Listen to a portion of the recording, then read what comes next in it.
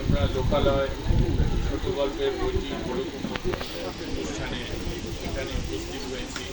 সবাইকে শুভেচ্ছা।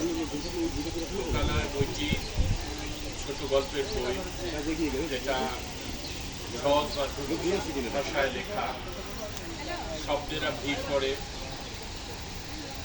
যেখানে নানা রকম শব্দ আমরা শুনি, শব্দেরা ভিড় করে। এই সমস্ত শব্দগুলোর মধ্যে বিভিন্ন জিনিস, যেরকম নদী, জল, মাটি, পর্বত, সূর্য, চন্দ্র, সমস্ত কিছুই থাকে। থাকে লোকালয়, থাকে মানুষ, মানুষের চারিদিকে পরিবেশ। এই মানুষ, পরিবেশ, পারিপার্শ্বিকতা সব কিছুই আমাদের জীবনের সাথে মিশে আছে। জীবনের অনুষঙ্গের সাথে এই জিনিসগুলি অঙ্গাঙ্গিভাবে জড়িত হয়ে রয়েছে। আমরা আমাদের সাপ্তাহিক জীবন, দৈনন্দিন জীবনে বিভিন্নভাবে বিভিন্ন সাংস্কৃতিক প্রপঞ্চে আমরা মিশে যাই। আর এই মিশে যাওয়ার মধ্যে দিয়ে আমাদের তৈরি হয় নানা রকম চিন্তা, চেতনা, ভাবনা। তার মধ্যে থাকে ভাবনার মধ্যে থাকে কল্পনা, কল্পনা ছাড়াও বাস্তব নানা রকম ভাবনার মধ্যে আমরা চালিত হই। সেই ভাবনা আমাদেরকে নানা রকম জীবনের অনুষঙ্গের সাথে মিলে এক অনুষঙ্গ তৈরি করে, যা আমাদের সর্বক্ষেত্রে বিচরণের সহায়ক হয়। এই লোকালয় বইটি মেঘদূত প্রকাশন থেকে প্রকাশিত হয়েছে, এটাই। আর আপনাদের সবাইকে ধন্যবাদ। এখন বলছেন হাতে নবম পাত্র।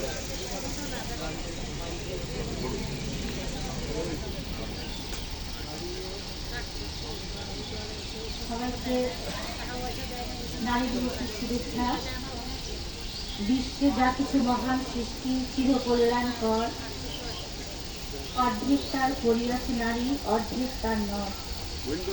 আজকের এই সুন্দর একটি দিনে আমরা মেঘদূত প্রকাশিত লোকালয় বইটি মনোন্মোচন করতে পেরে খুবই আনন্দিত।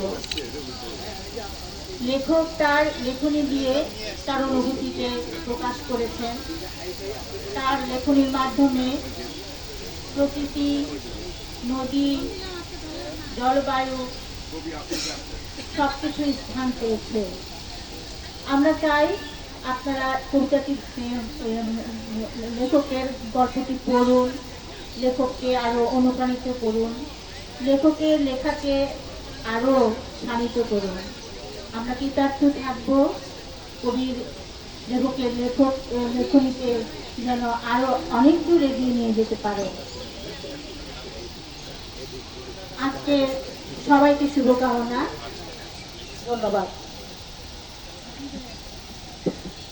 ধন্যবাদ ফাতেমা বানু। এবারে বক্তব্য প্রদান করবেন এভারগ্রিন হাই স্কুলের প্রধান শিক্ষক নাজমা বেগম।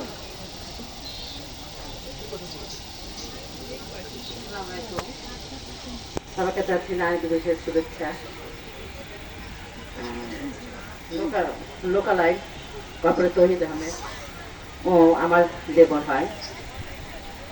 ওই আগেও একটা কবিতা লিখছে যুগের বয়ান। কবিতাটা পড়েছে মোটামুটি ভালো, কিন্তু লোকালে আমার এভাবে পড়া হয় নাই।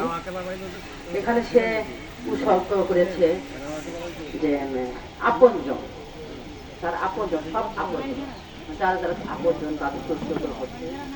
তা আমার খুব ভালো লাগলো যে শহীদ আহমেদে সবাইকে উৎসর্গ করছে করে বলছে। আর লোকালয় বলতে এখানে লোকালয় বলতে ওখানে বোঝা যাচ্ছে আশেপাশে কি আছে লোকালয়, হাঁস, মুরগি, কলহল, মানুষের কলহল, কুকুর, সবই কলহল। এই গল্পের মধ্যে এগুলি সে তুলে ফেলছে।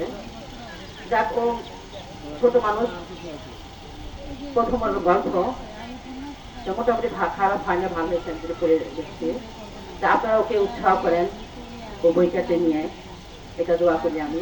সবাই ভালো থাকেন। আচ্ছা, আল্লাহ।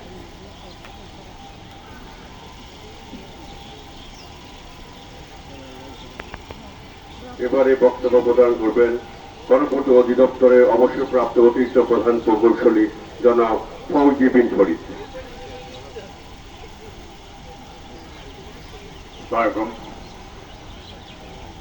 অমর একুশে ঐতিহ্যবাহী এই গ্রন্থমেলা প্রাঙ্গণে লোকালয়ের প্রকাশনা উৎসবে উপস্থিত হতে পেরে আমি সত্যি গর্ববোধ করছি এবং এর সাথে বইটির লেখক প্রকাশক সহ সংশ্লিষ্ট সকলকে ধন্যবাদ জানাচ্ছি।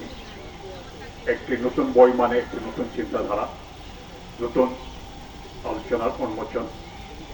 আর লোকালয় শব্দের মাধ্যমেই লোকালয় কথাটির মধ্যেই অনেক কিছু চলে আসছে, জীবন, পারিপার্শ্বিকতা, জীবনের উত্থান পতন, জীবনের নানা ভাবনা, জীবনের নানা সন্ধিক্ষণ, সব কিছু মিলে সার্বিকভাবে নামটি খুব সুন্দর হয়েছে এবং সব কিছু কভার করে এটি চলছে।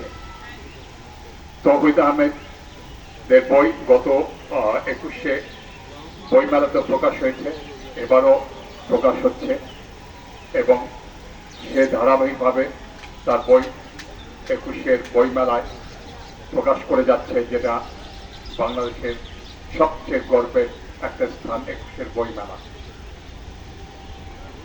এই জায়গাতে যারা আপনারা আছেন তাদের পাঠকপ্রিয়তা একটা দারুণ চ্যালেঞ্জিং এবং এই পাঠকপ্রিয়তায় একটা কবিকে, একটা লেখককে সর্বাঙ্গীন সুন্দরান্তে সাফল্য এনে দিতে পারে এবং সেই কর্মকাণ্ডে তার ধারাবাহিকভাবে সেই যে বইগুলো প্রকাশ করে যাচ্ছে, এতে বোঝা যাচ্ছে তার যে একাগ্রতা এবং তার যে ডিভোশন, সে যেভাবে কাজ করে যাচ্ছে তাতে আমরা সবাই তাকে পাশে দাঁড়াতে পারি এবং তার এই ধারাবাহিক সাফল্যে আমরা সাফল্য কামনা করি। সবাইকে ধন্যবাদ জানিয়ে শেষ করছি। আল্লাহ হাফেজ। গল্প গ্রন্থ লোকালয়ের মোড়ক উন্মোচন পর্ব এখানেই শেষ হলো। আপনাদেরকে অনেক ধন্যবাদ।